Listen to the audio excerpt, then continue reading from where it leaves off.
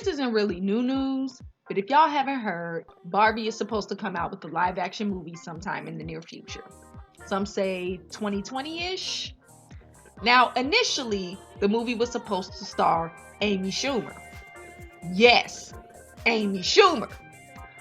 Of course, you know this was a step forward for Barbie making progress towards body positivity. Barbie has come under fire for many years for giving girls a negative self-image and for upholding the skinny, white, tall, big-breasted, wealthy standard of beauty that has plagued American women in society for generations. So of course, many women, mothers, feminists, and people of many body types were excited to see Amy play the role.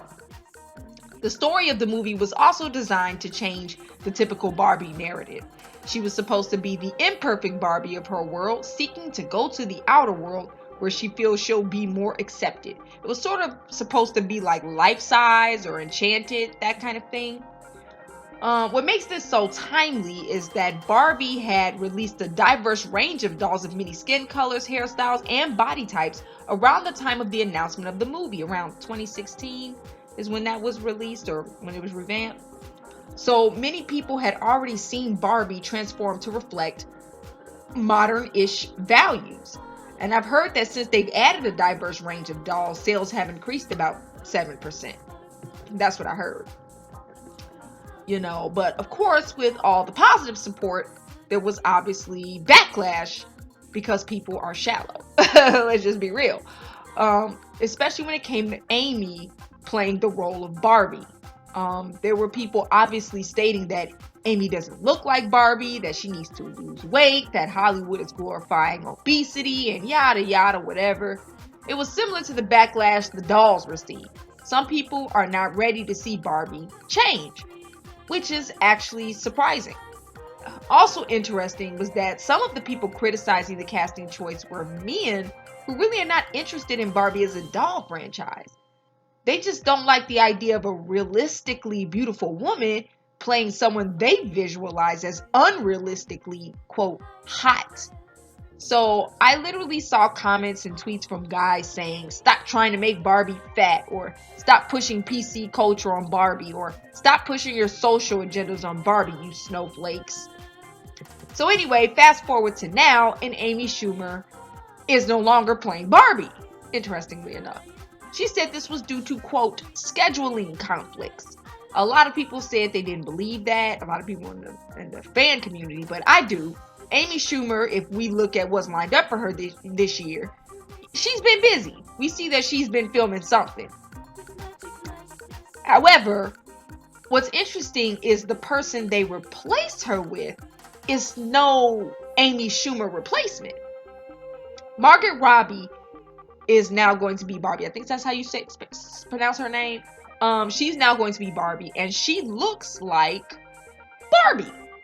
She's tall, blonde, and much skinnier than Amy, not to mention 10 years younger.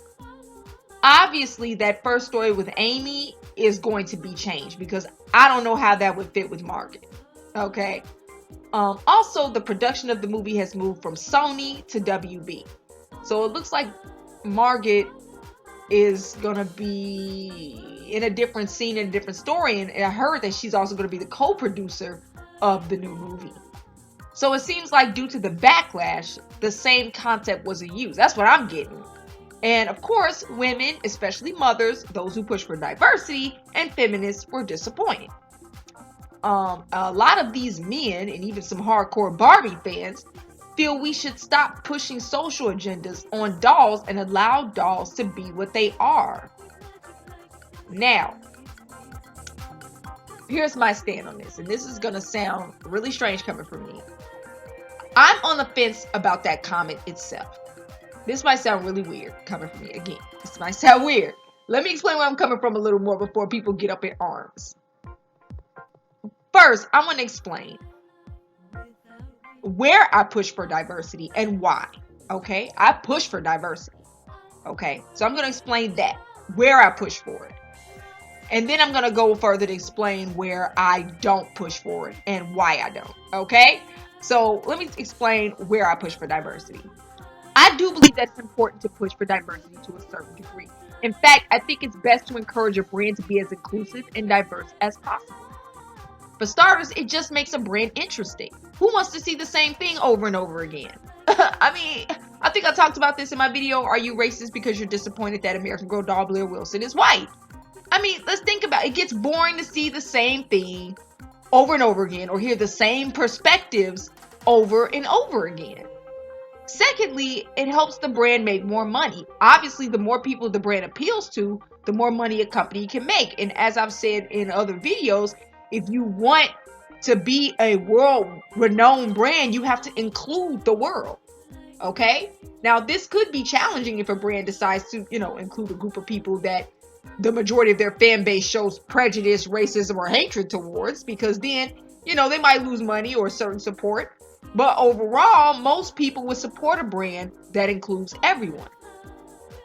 Now, I do believe that there's nothing wrong with asking for brands to be more inclusive, especially if they expect to have your cash. You ought to have a say in the kind of products you'd like to see coming out of a company.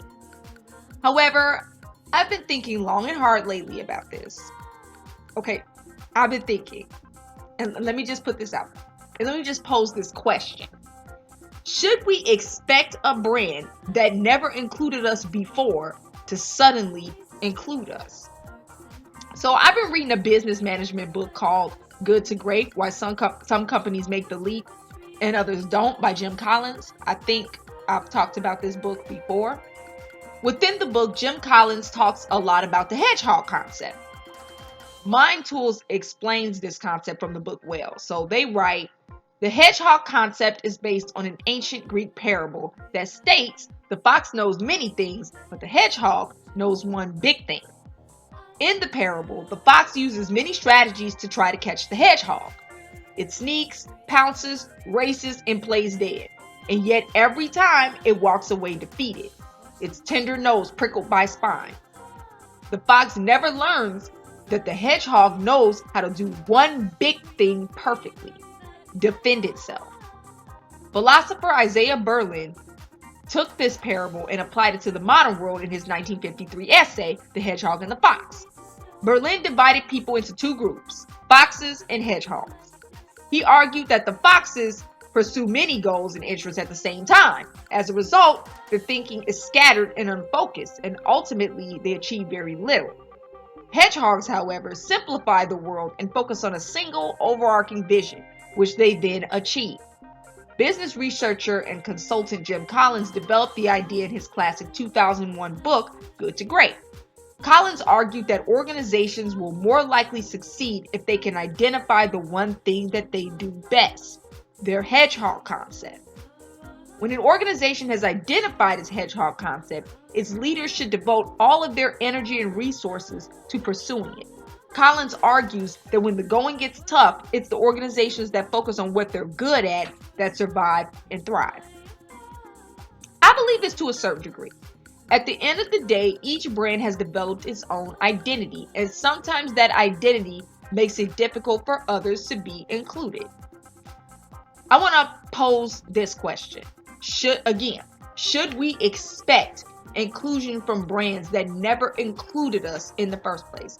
And could it ever be done right as a result?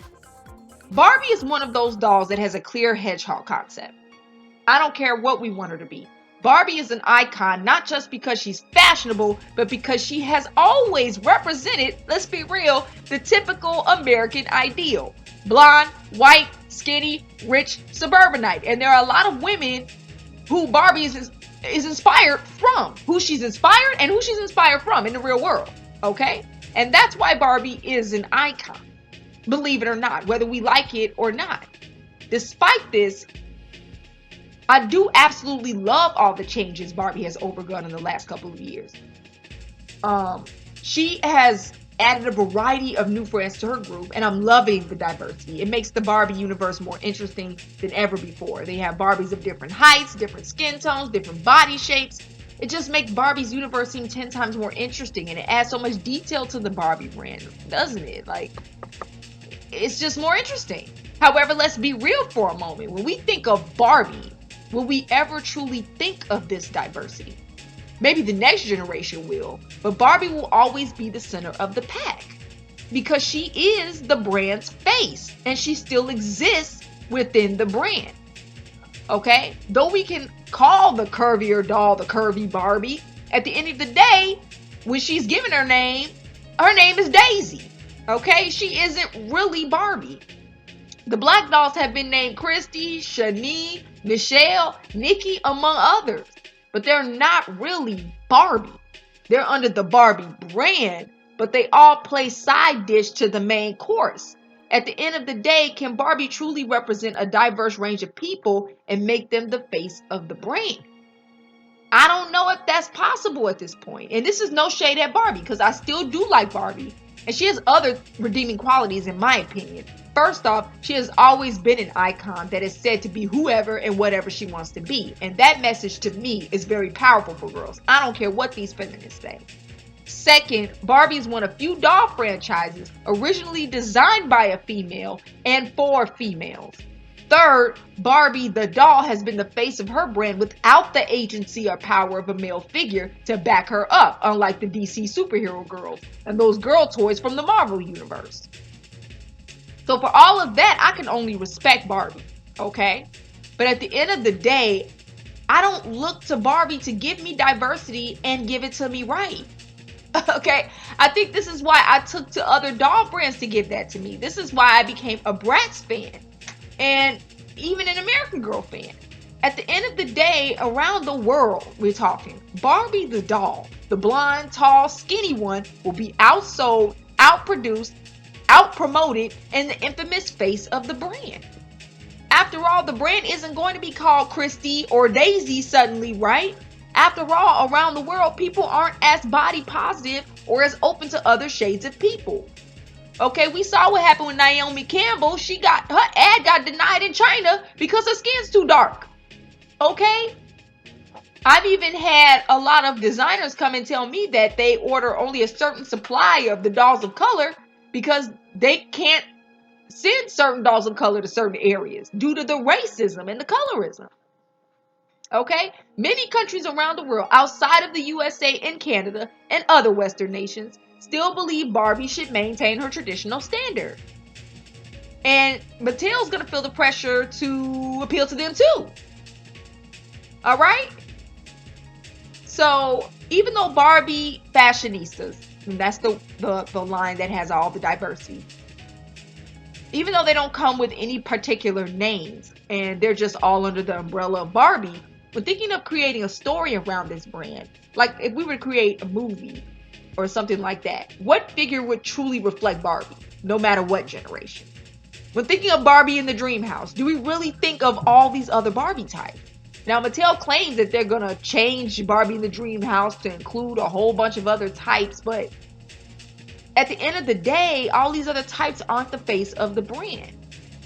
Okay, it's safe to say that because Barbie was never designed to include a diverse range of people, she never truly will include others properly. And this is not to say she shouldn't, because let's face it, she's more interesting with a diverse range of faces in her world. But at the end of the day, it's her world, and the other girls around her are just in it.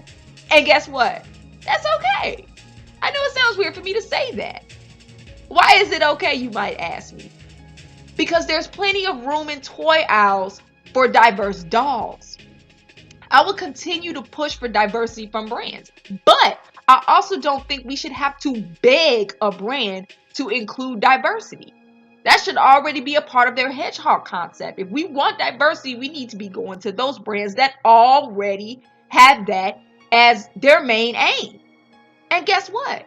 There are plenty of brands out there that align with our ideals. Why aren't we giving them attention? Sure, Barbie is a well-known figure, so it is important that she takes this leap before everyone else, but we also need to acknowledge the designers who already recognize the importance of having diversity. We need to acknowledge those designers that are already making strides to design dolls that include us. Like Kenya.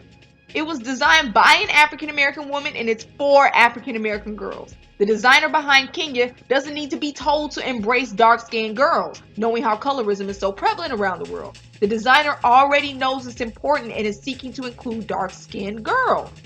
In fact, the designer is African American herself, as I mentioned. So we should be supporting more minority businesses and giving them a voice and platform. And that includes body positivity. We need to be supporting the people out there who are already creating dolls with positive body images. Again, I'm not saying we should stop asking for diversity whatsoever. However, I am saying we need not beg or use our last dying breath on companies that can't carry the weight. Barbie is a brand that has proven time and again she can't carry the weight of diversity. In the 1990s, The Marvelous World of Shani and Her Friends was released. How long did that last? Sis, or So in Style, was released and retired in 2015. Generation Girl and My Scene were released under the Barbie brand and didn't last a second. Why? Because Barbie was still at the center of their universe. Anytime they tried to design a story around these girls, Barbie was at the center of it or had to be included somehow. Otherwise, the line just didn't last too long. Really, all of Barbie's sister lines have struggled to last as long as hers. And her sister lines have been far more diverse, like Monster High and Ever After High. Why is that? Why do they keep failing? I don't know how long fashionistas will last, but I mean, it seems to be helping Barbie be more successful. But in the past, based on the receipts, Barbie has not done too well. And I believe with diversity. And I believe it's because Barbie is a brand that just can't carry that weight. We're asking too much of a brand that has centered itself on one image for over 50 years. Check this out.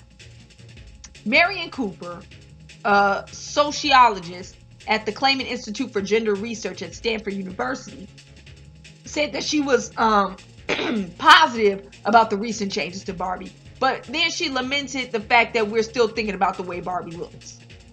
So, again, let's think about this too. Moms and feminists and sociologists still aren't happy with Barbie. No matter how many diverse changes they add, no matter how much they do to transform the brand, they still ain't gonna be buying into Barbie. Because that image has been so staple with her. So the same people who never bought her before are gonna continue not to. You know, though I don't understand this thinking, because what can you expect from a doll? Like, a doll doesn't have any action. It's the player that gives the doll action. The doll produces the image, the kid produces the action around that image. But okay, super intelligent woman with a degree higher than mine. But anyway, that's how they think. That's how these feminists and moms and sociologists think. And no matter what you try to do to improve Barbie, they still go back to Barbie is still an image conscious. I don't know if they get paid to bring Barbie down. I don't know if they get paid to shade Barbie. They might be getting paid to do that. But at the end of the day, whether they're getting paid to do that or not, they're still not happy with it. They're still not happy with the message Barbie sends. So basically, at the end of the day, Barbie can crawl towards diversity, but she can't truly carry the weight of it. And a lot of the people she draws to her camp, her fan base, don't care about diversity that much either. I mean, why would they? They've been fans of her this long, considering she has been at the center of the brand for as long as they can remember, and they still haven't left her brand despite that.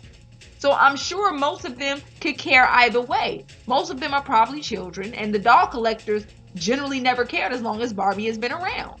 So it's the millennial mom who cares, and that's who they're aiming for. So this is why I saw some Barbie enthusiasts, Barbie collectors, stating, why are they trying to make Barbie fat? I saw some Barbie fans say that. Now, of course, there's still plenty of Barbie fans who want to see diversity from her, but remember, there are fans who are against it too. And they aren't always expressing their displeasure on social media or just on American social media platforms. They just might not buy the, quote, diverse dolls. This is how many of Barbie's diverse lines tanked in the past. It wasn't because of backlash, it was because the way the brand approached diversity, the people didn't care about it. They just didn't care about diversity, or they didn't like the way the brand approached diversity. And so they just didn't buy the diverse dolls. Okay, like I said, people around the world, they're not as open-minded. There's still a lot of racism and colorism going on, you know, in other parts of the world. And they may not go online and say, oh, I hate that they're trying to make Barbie fat. But when they go in the store, they're going to be like, I'm not buying fat Barbie. That's the way they're going to see it. Okay? I'm not buying skinny Barbie, or I'm not buying dark skinned Barbie. That's what they're going to say. Okay? And Sis is an example of this. And as soon as that line was released, it was met with mixed reviews. And not just from racists, but black people. Okay, either the hair is not natural enough. I don't like the way they have these different skin tones. The middle girl is light skinned, and you just had all of the negative feedback, and that's why Sis did not do so well, even though it was designed by a black woman. Now, I do feel that Barbie Fashionistas works more than their other diverse lines, though I adore Generation Girl, and I created a whole wiki dedicated to it, so check it out in the description if y'all want to. But even I admit that that brand was destined to struggle, even without the events of 9/11, because it was centered around New York pre 9/11. But even I knew it was destined to struggle because of just how Mattel handles diversity. Barbie was at the center. That's just how it was. So anyway, I believe Fashionistas is more successful because none of the dolls are named or have a particular story behind them. They're all just under the umbrella of Barbie and almost feel like custom Barbie dolls. The dolls are able to truly be anything. However, custom dolls don't get movies, books, music, and TV shows made after themselves, which help promote the brand. One of those dolls, or at least a handful, have to be at the center of the brand. And in this case, it'll end up being the blonde, white, skinny suburbanite, the one that started it all. So overall, my point is, we can ask for as much diversity as we feel is necessary, but we need to come to a point where we realize we can't expect every brand to deliver it correctly or deliver it in a way that truly brings diversity to the front of the brand. And it's important that we support brands that already align with our thinking too, so that other brands not only begin to start thinking about proper inclusion, but also so that those brands that do acknowledge other people get their chance to shine. Okay, there are companies that are coming in and already shaking the table. They are already prepared to go against the grain. No, they may not be as successful as Barbie worldwide, because as I've said, there are still countries around the world that are colorist and racist and do have an inclination towards the whiter Barbie. But those brands are but there are brands out here that are at least already standing for something we like, and they don't have anything to lose by doing so, because they're not a big major brand yet to even have anything to lose. Okay, so Barbie has a lot to lose when she decides to go rogue and include people who didn't initially fit in her camp. And believe it or not, this actually makes it more difficult for her to be truly inclusive. Okay, and so that's what we're seeing in the situation between the shift from Amy Schumer to Margot Robbie. Okay, that's what we're seeing. All right, I'm just not shocked and surprised, because Barbie can't carry the weight of Amy Schumer, and I mean that figuratively. Okay, she cannot handle diversity. Okay, she couldn't handle a movie being centered on Christy. The Barbie brand can't handle it. She can't handle the weight of Christy. She can't handle it. Okay? Now, I would love to see a return to diverse Mattel lines like Generation Girl in my scene, but even I know those lines still wouldn't be right without Barbie at the center. And that's how I know Barbie is never going to be the brand I'm ever asking for true blue diversity from. I look to Bratz and American Girl to give me that, unfortunately. So that's all I'm going to say on this topic. Leave me a comment and let me know what you all think. Ciao. Peace.